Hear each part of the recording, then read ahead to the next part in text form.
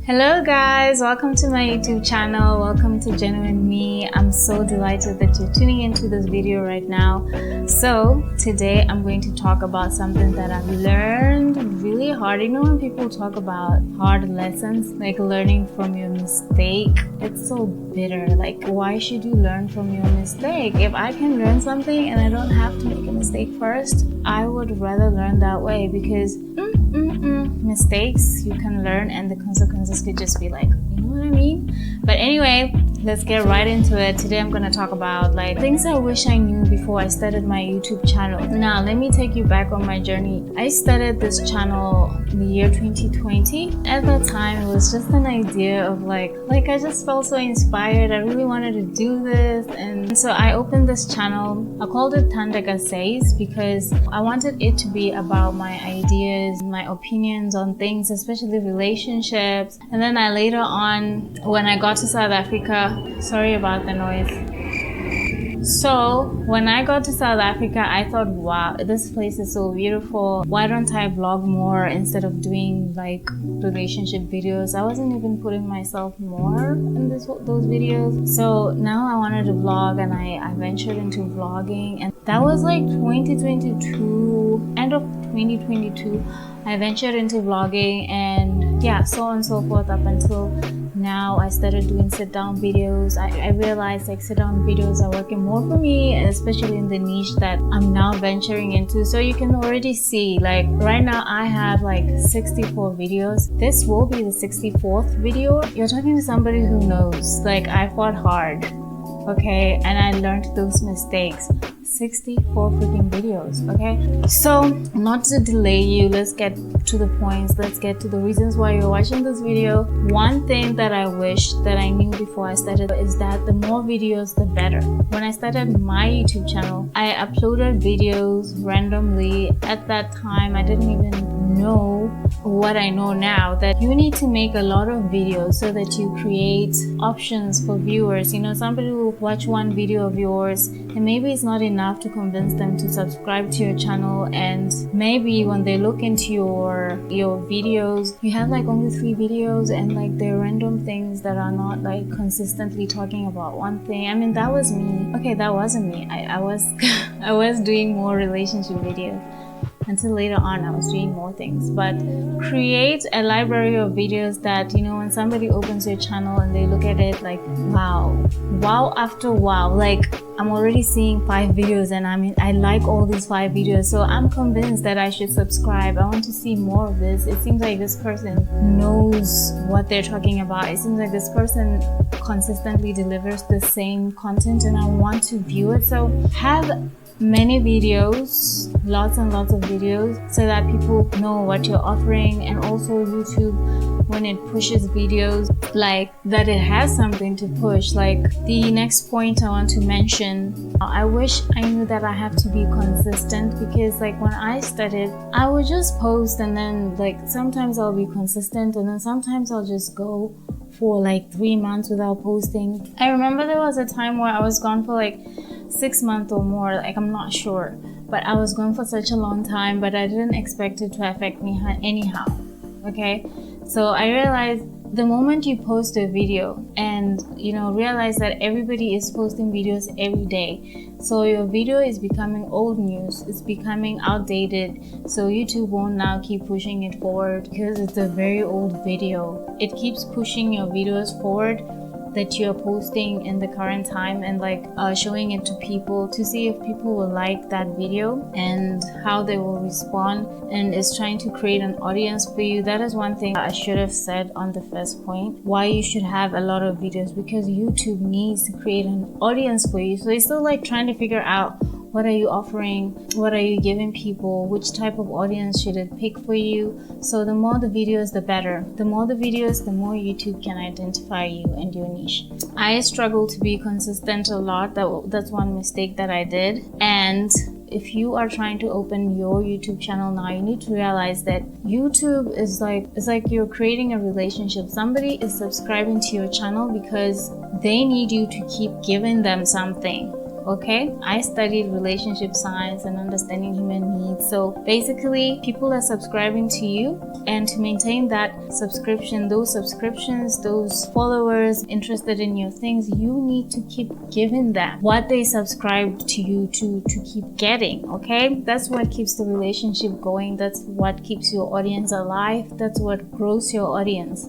And then point number 3, guys, this is like the it factor for me. If there's anything, if I could choose just one thing that I wish I knew over everything, when you're starting your channel, it's best to start with informative videos. Sorry guys, I think the lighting just went down. There's now clouds outside, but yeah, let's continue. The one thing I wish I knew more than anything is that informative videos make a great start. First thing first, guys. You're posting your videos, nobody really knows you, nobody knows about you, so it's not easy for people to even search you.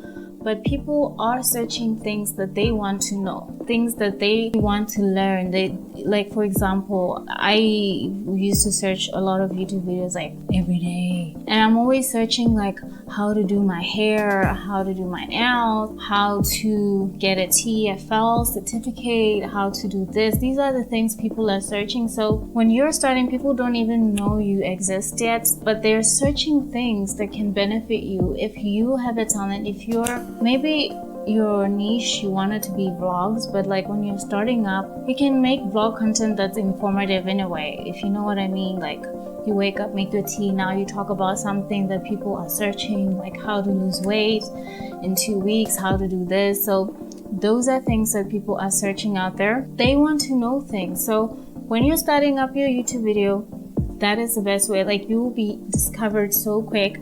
And if you're offering people information that they love, you will keep getting more subscribers, getting more people who are interested into your niche. Whereas if you're just going to post like vlogs or whatever when you're starting, you're gonna need to really push hard and to fight. Like, post on Facebook, like tell people about your channel. Like, for you to be discovered, it's gonna be more hard than if you were actually doing videos that people are actually going to search, informative videos. So to be a little more clear, I could have started by making searchable videos. So when you're starting off, this is my advice. It's not like a one-way road, but that's what I learned for myself. Even now, as I started like venturing into sit-down videos, I'm making things that people are searching, and I'm getting views than I've ever been getting before, and I'm getting subscribers. I'm on my road to 500. Can you believe it took me so long to start just getting subscribers that are not even my friends, my family, and all that? It just feels so amazing. And yeah, create searchable videos when you're starting so that people can find you fast,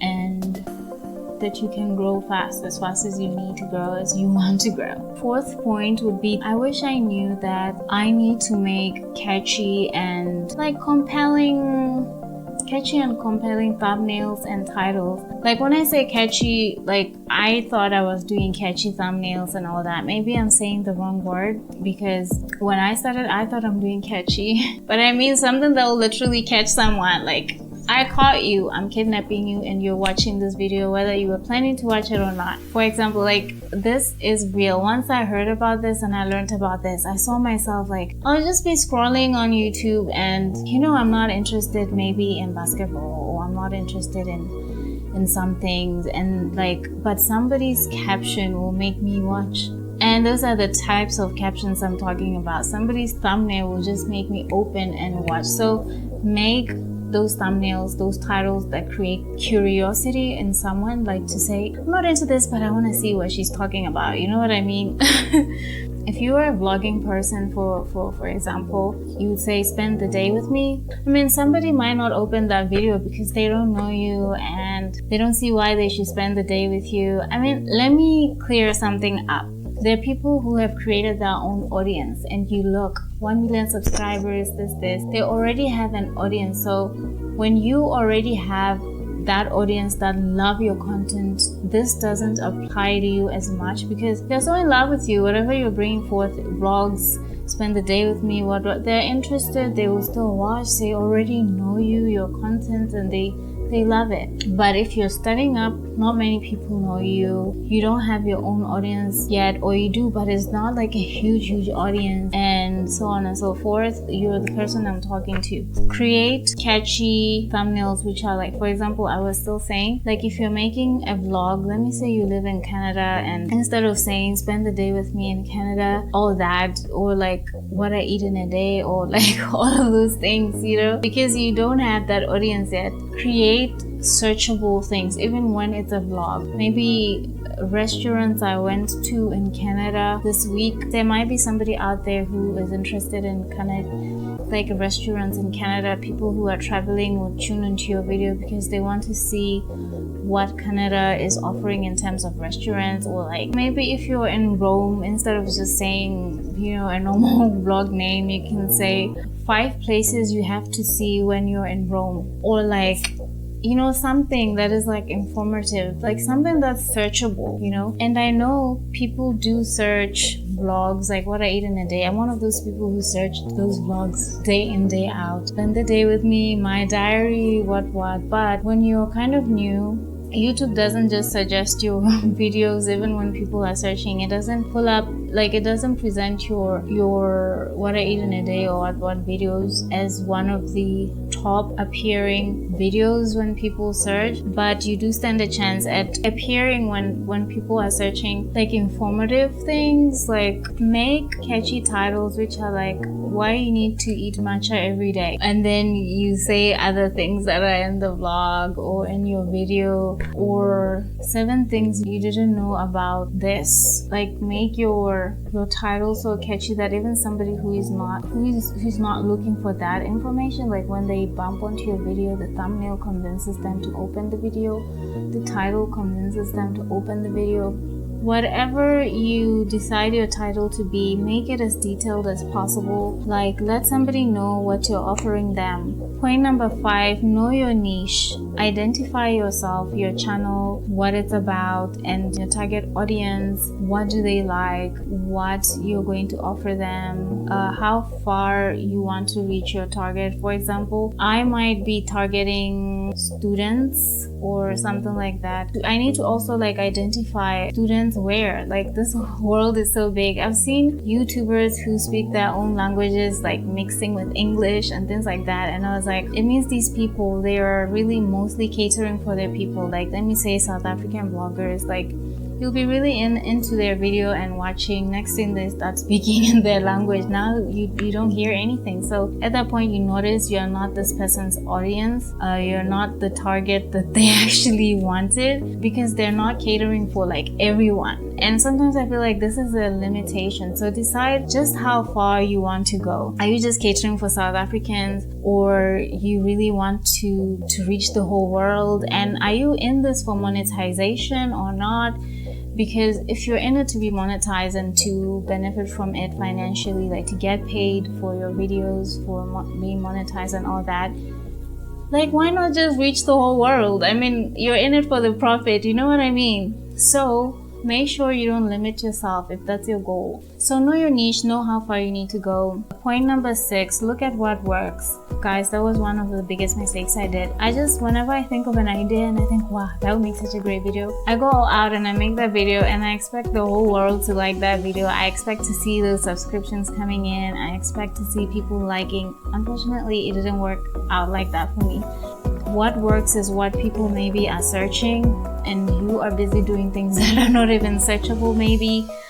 So look at what is working for other channels. Maybe typically a channel that you want your channel to become like, go into that person's channel, look at the videos they're making, how people are responding, and try to copy what they are doing. Try to duplicate it for your own channel, and maybe it will increase your chances of growth in your channel, getting more subscribers. And then like when you have gotten your audience, now you can start like making things that are just like random things that are your own ideas, because now you have that audience and they're ready to enjoy whatever you want to bring them. Point number 7, posting time. I know most people will tell you that they post on Sundays and Sundays work for them. Some will say they post on Thursday and Thursday works for them. I would say, depending on your audience and your niche, you might find out that your audience actually gets online at specific days, specific times, and it also matters. Like if maybe let me say you were a South African YouTuber, in South Africa people, like, your time zone, right? So post in the morning or like at that time where people are mostly having that chance to watch, instead of just randomly posting at night at 10 p.m. and people are probably sleeping, and you've niched down your audience to just your country, so it won't work for you. So learn the posting times that work for your target market and kind of experiment, check for yourself which days, like if I posted Sunday, did my video perform well? If it does get a good response, then maybe post more on Sundays and try another day and see the comparison, what works better for your channel. So the last point that I want to say is that be professional in your niche and in your target market, which is your audience. It depends how far, like you have to really identify your niche, your audience, and how far you want to go, right? So if I'm somebody here in Botswana, for example, and I want my videos to reach the whole world and my audience is 1, 2, 3, right? I need to realize that this is many people, different cultures, different what.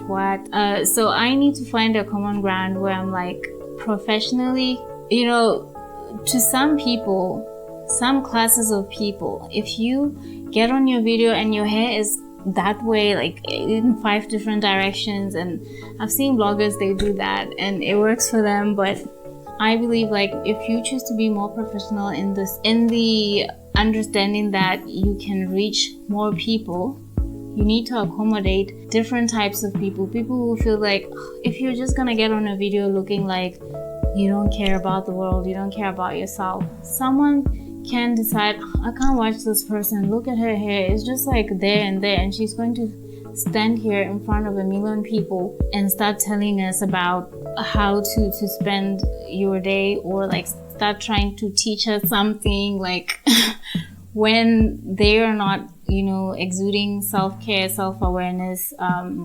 self-presentation. Be in the safest ground. Find that common ground where you can reach anybody and they won't be offended. They won't be, there's different cultures out there. There's this.